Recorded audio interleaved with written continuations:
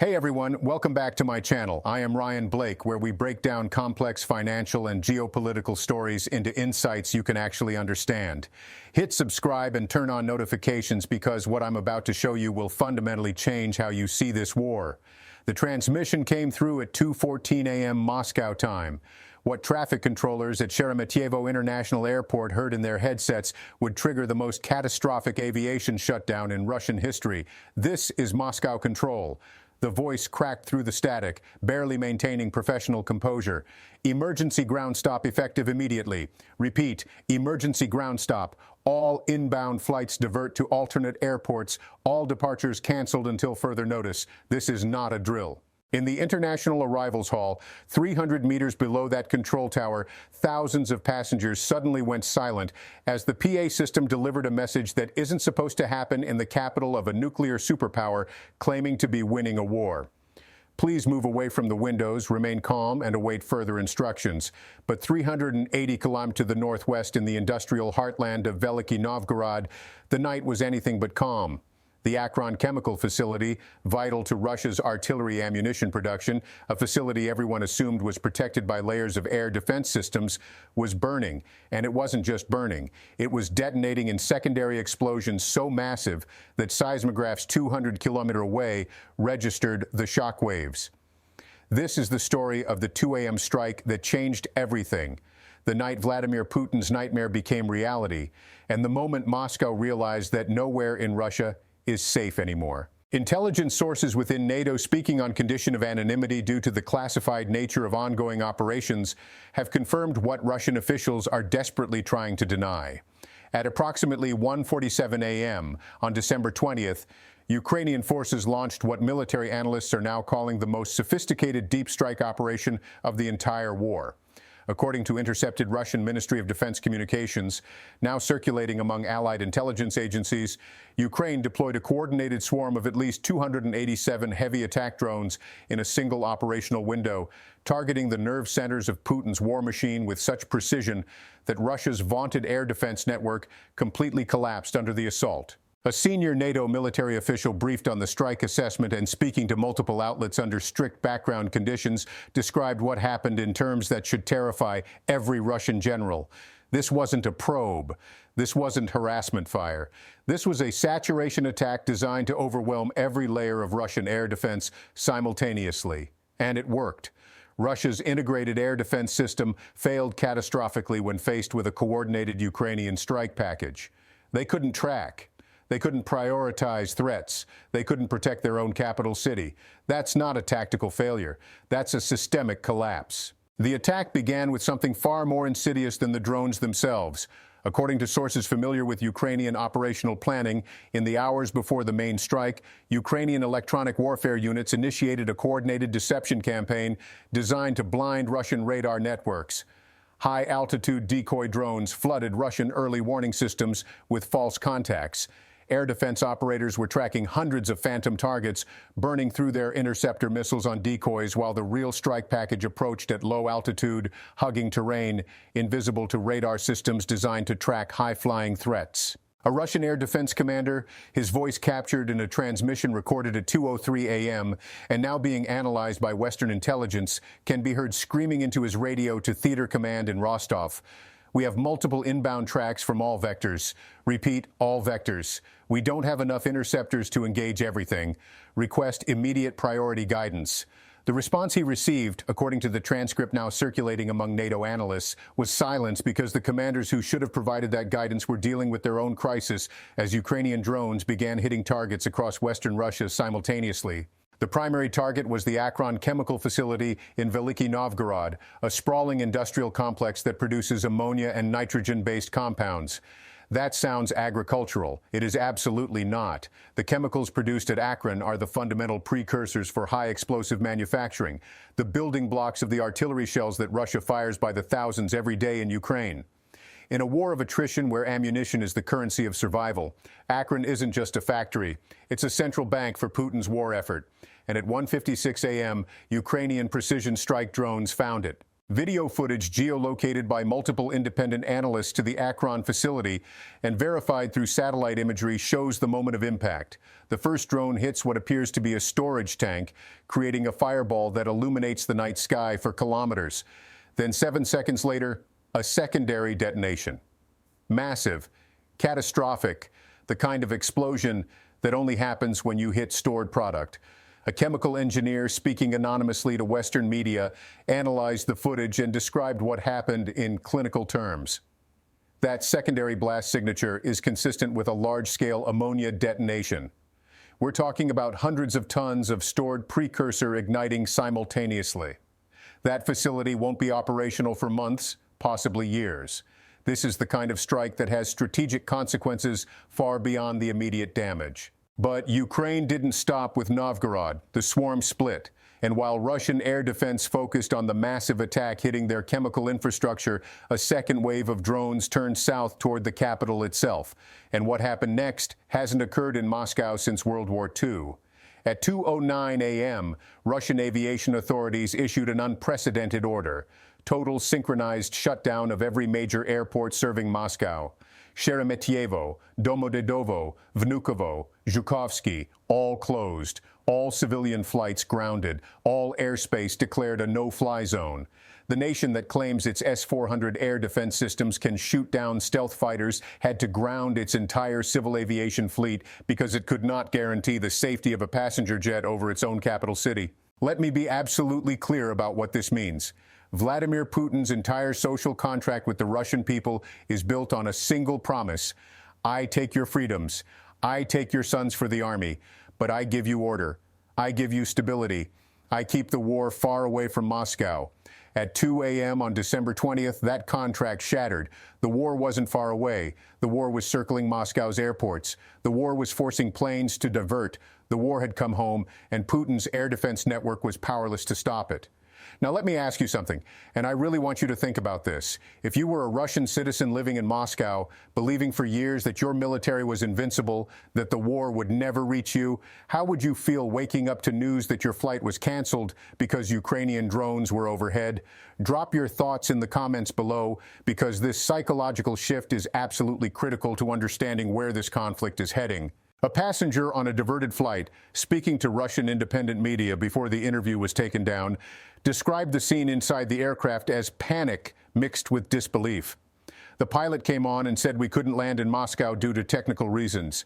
But then people started getting messages from family on the ground saying there were air raid sirens, that drones were over the city.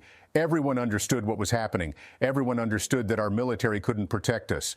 And while Moscow's airports sat dark and silent, Ukrainian drones were finding more targets. According to reports from Russian regional governors confirmed through satellite imagery analysis, strikes hit fuel depots in the Ryazan region, ammunition storage facilities in the Tver region, and logistics hubs supporting Russian military operations. These weren't random targets. These were systematically selected nodes in Russia's military supply chain, hit simultaneously to maximize disruption. A retired U.S. Air Force colonel now working as a defense analyst put it in terms that military professionals understand. What Ukraine did requires real-time intelligence on Russian air defense positions, sophisticated mission planning software, reliable command and control networks, and trained operators. Ukraine just demonstrated they have all four. Russia should be terrified. Now, here's where this story connects directly to Vladimir Putin, because this strike wasn't just about destroying infrastructure. This was about destroying the illusion of invincibility that Putin has carefully cultivated for over 2 decades. Putin built his political identity on the image of the strong leader who restored Russia's military might, who made Russia feared again. And at 2 a.m., Ukrainian drones flew through that image like it was tissue paper. According to sources familiar with Russian leadership communications, Putin was not in Moscow when the strikes occurred. He was at his Valdai residence, a heavily fortified compound he increasingly uses because even he no longer trusts the security of facilities closer to Ukraine. But his physical location is irrelevant. What matters is that his air defense network, the system he spent billions developing, the technology he sold to Iran and China and Syria as proof of Russian military superiority, failed spectacularly in its most basic mission, protecting the Russian capital. Russian state media attempted to claim that all 287 drones were shot down, a perfect defensive record. But simultaneously, the Russian Ministry of Emergency Situations announced emergency maintenance at the Acron facility. Regional governors posted warnings telling citizens not to touch debris from downed drones, and the airports remained closed for 7 hours. The lies are structural because admitting the truth would require Putin to explain how a country he called a failed state has developed the capability to strike the Russian heartland at will 4 years into his special military operation. But here's the part that should keep Putin awake long after the drones have gone: the timing of this strike. We are in the middle of a critical diplomatic moment. The incoming U.S. administration has been making noise about deals and negotiations, and the narrative being pushed by Moscow is that Russia has won on the battlefield. That resistance is futile and negotiation is Ukraine's only option. Ukraine's 2 a.m. strike demolishes that narrative with the same precision it demolished the Acron facility, because if Russia has won, if Russia controls the battlefield, then why is Moscow scrambling jets over its own capital? Why are Russian air defense batteries being pulled from the front lines in Donbass and redeployed to protect Moscow and St. Petersburg? The answer is simple and devastating. Russia hasn't won. Russia is losing the capacity to defend itself while simultaneously trying to sustain an offensive that is bleeding its military white. Intelligence analysts within Western agencies describe what's happening in Russian military planning as a forced choice scenario. Every S-400 battery moved back to protect Moscow is one less system covering Russian forces in Zaporizhzhia. Every air defense platform parked on a Moscow rooftop is one less platform protecting supply convoys in occupied Donetsk. Russia is being forced to choose between protecting the war effort and protecting the regime. And when authoritarian regimes face that choice, history tells us they always choose the same way. They protect the leadership. They protect the capital. They strip the front lines naked if necessary, because the palace must be defended, even if it means the war cannot be won. But there's an even deeper wound that this strike has inflicted on Putin's strategic position: the psychological impact on Russia's population. For 2 years, Putin has sold the Russian people a narrative that the war will never touch Moscow. That narrative just died. When the air raid sirens sound in Moscow, when airports shut down, when your flight is canceled because Ukrainian drones are overhead, you can't pretend anymore. A leaked internal report from the Russian Ministry of Internal Affairs, obtained by European intelligence sources, analyzes public sentiment in Moscow following the airport shutdown. The report notes a significant spike in online searches for immigration information, a measurable increase in queries about military draft exemptions, and most concerning for Putin, a growing perception among Moscow residents that the government cannot protect them. The report's summary contains a line that should terrify Russian leadership. If the population of the capital begins to believe that the war can reach them personally, support for continued military operations will erode rapidly, regardless of propaganda efforts. That erosion is exactly what Ukraine is counting on, because wars don't end when armies collapse. Wars end when populations lose faith in their leaders' ability to deliver security. The international implications extend far beyond Russia and Ukraine. Countries around the world that have purchased Russian air defense systems just watched those systems fail catastrophically against a coordinated drone attack. Iran, which relies on Russian air defense to protect its nuclear facilities, is watching. China, which has integrated Russian systems into its defenses, is watching. A senior official from a Middle Eastern country that operates Russian air defense systems, speaking to Western media on condition of total anonymity, described the reaction as shock and urgent reassessment. We were told these systems were proven, that they could handle any aerial threat. Now we're watching them fail against drones that cost a fraction of what we paid for the defense systems. Our leadership is questioning whether we've wasted billions on equipment that doesn't work as advertised. That loss of confidence in Russian military exports represents a strategic defeat that will compound for years. So what does Putin do now? Intelligence analysts within NATO are monitoring Russian military communications for signs of what comes next. According to sources familiar with intercept analysis, Russian military leadership is split. Hardliners are pushing for massive retaliation strikes against Ukrainian cities. Pragmatists are arguing that further escalation will only accelerate Western military support for Ukraine. And Putin himself, according to sources familiar with his recent communications, is furious but calculating. He understands that ordering massive retaliation will play into Ukraine's hands by justifying increased Western support. But doing nothing makes him look weak at the exact moment he's trying to project strength in diplomatic negotiations. He's trapped between bad options. and that trap is exactly what Ukraine designed. A former Russian military officer, now living in exile, described Putin's dilemma in terms that underscore how devastating this moment is for Russian strategy. Putin's entire approach has been based on controlled escalation. But now Ukraine is hitting back harder than Russia can defend against, and Putin has no good response. If he escalates, he risks bringing NATO directly into the conflict. If he doesn't escalate, he looks impotent. Either way, the narrative that Russia is winning becomes impossible to maintain. And here's the critical insight. The 2 a.m. strike just demonstrated to the world which side has more will. Ukraine has absorbed years of missile strikes and continues functioning. Moscow shuts down its airports for 7 hours, and the city nearly panics. That asymmetry and resilience is what ultimately decides wars of attrition. What happened over Moscow wasn't just a military operation.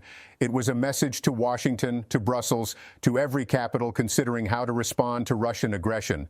The message is simple. Ukraine can win, not eventually.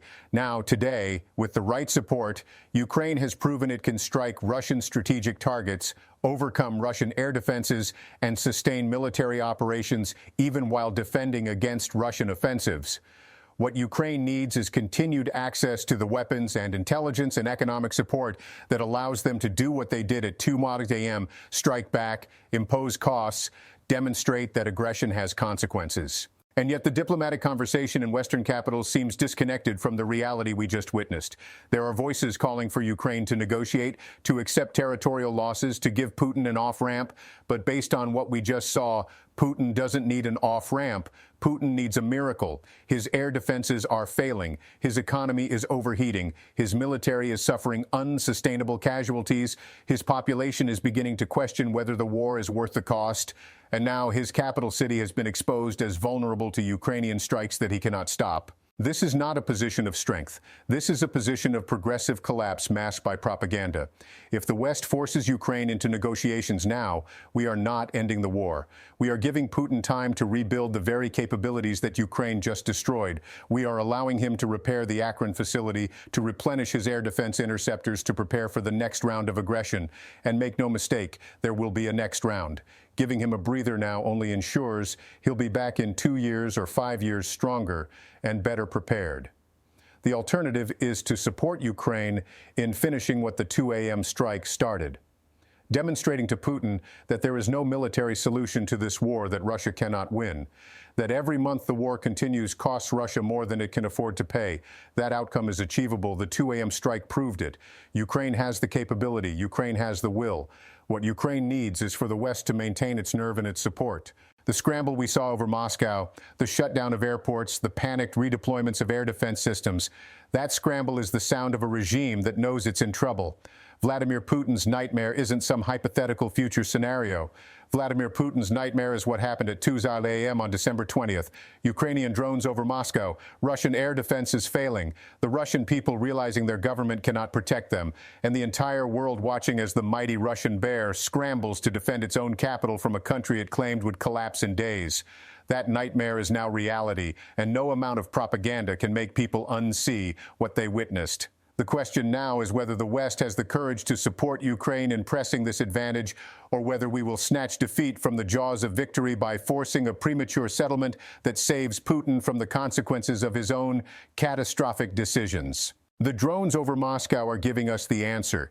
They're telling us that Ukraine can win, that Russia is vulnerable, that the path to real peace runs through continued support for Ukrainian resistance until Russia has no choice but to withdraw completely. The scramble over Moscow is the tell. The closed airports are the tell. The burning chemical plant is the tell. Russia is losing the capacity to wage this war while defending itself. And Ukraine just proved it in the most dramatic way possible. If you found this breakdown insightful, subscribe to Ryan Blake, hit the bell icon, and share this video, because understanding the intersection of money, power, and strategy is more important today than ever. The moves happening right now will determine the future of global security for decades to come. Stay informed, stay prepared, and we'll continue uncovering the moves shaping our world. For more details on this developing story and the original reporting, check out the sources linked in the description below. This is Ryan Blake, and I'll see you in the next one.